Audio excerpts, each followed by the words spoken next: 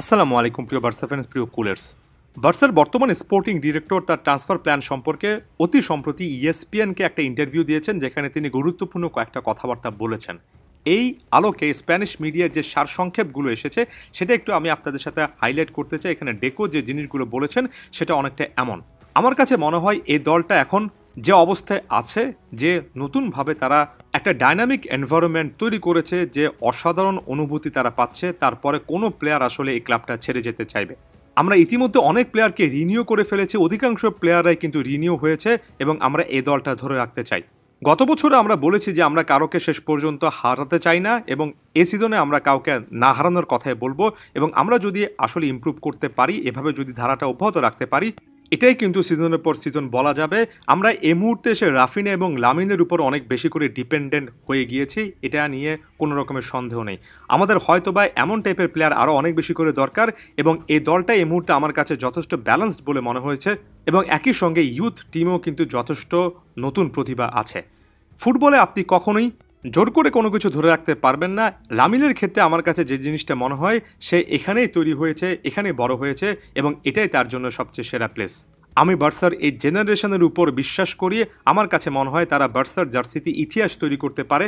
আমার কাছে এই মুহূর্তে কোনো রকমের কোনো সমস্যা মনে হয় না, এবং একই সঙ্গে শুধুমাত্র লামিন নয়, কোনো প্লেয়ারের কন্ট্রাক্টের ব্যাপারে আমি বড় রকমের কোনো ইস্যু দেখছি না। এখানে আলোচনা জুড়ে একটা লম্বা অংশে প্লেয়ারদেরকে ধরে রাখার কথা বলা হলো। অবশ্যই বার্সেলোনা খুবই ভালো একটা সিজন অন্তত গত সিজনের পার্সপেক্টিভে কম্প্যারেটিভলি কাটিয়েছে, তাই এই দলটা ধরে রাখতে হবে, এটা একেবারে গিভেন একটা সিনারিও। এখানে লামিন ইয়ামাল কিংবা রাফিনার মতো প্লেয়ারদের উপর বার্সার যে ডিপেন্ডেন্সি আছে এবং বাকিদের যে এই পাথটা ফলো করা উচিত সেটা তিনি পজিটিভলি বলেছেন। ইয়ামালকে ধরে রাখার ব্যাপারে একেবারে ক্লিয়ার কাট একটা বার্তা দিয়েছেন, এবং এর আগে রাফিনার সাথেও চুক্তিটা অনেকটুকু এগিয়ে এসেছে, 2029 পর্যন্ত চুক্তি বাড়ানো হতে পারে এমন কথাবার্তা আমরা শুনেছি। অর্থাৎ ফাইনাল থার্ড থেকে শুরু করে এই প্লেয়ারদের ধরে রাখার ব্যাপারে বার্সা চুক্তিগুলো যথেষ্টভাবে রিনিউ করেছে বা রিনিউ করার যথেষ্ট কাছাকাছি আছে। এখানে অবশ্যই লাপোর্তা বোর্ড কিংবা আলাদা করে ডেকো ভালো কাজ করেছেন, সেটা আমি অ্যাকনলেজ করছি। তবে পুরো আলোচনা আমি অন্যান্য প্ল্যাটফর্মে দেখলাম, পুরো আলোচনায় ট্রান্সফার মার্কেটে বিনিয়োগের ব্যাপারে কোনো কথা আসেনি। এটা স্বাভাবিক একটা ব্যাপার, আসবেও না, কারণ দিন শেষে আপনার আবার 1:1 রুলে আপনি যেতে পারেন কিনা, স্যালারি ক্যাপের কি অবস্থা, ওভারঅল লা লিগার নিয়ম, হাভিয়ার তেবাসের যে রক্তচক্ষু, সেটা মুখোমুখি করতে হবে।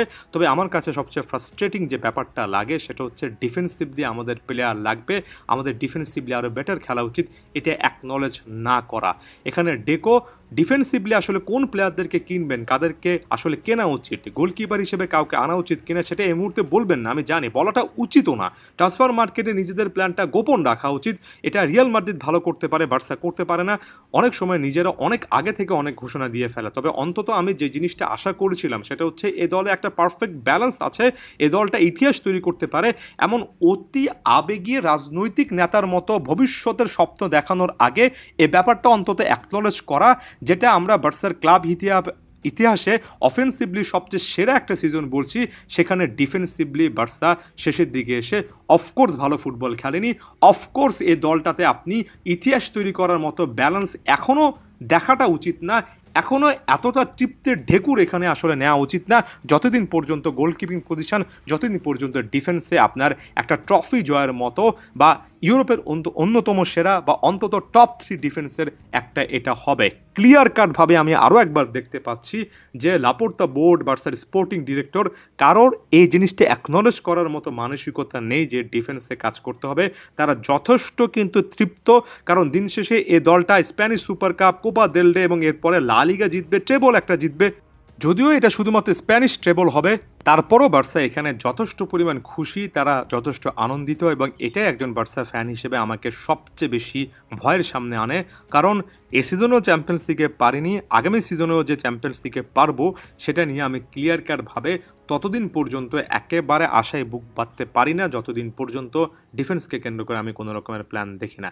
এ ব্যাপারে আপনারা কী ভাবছেন অবশ্যই কমেন্টে জানাবেন।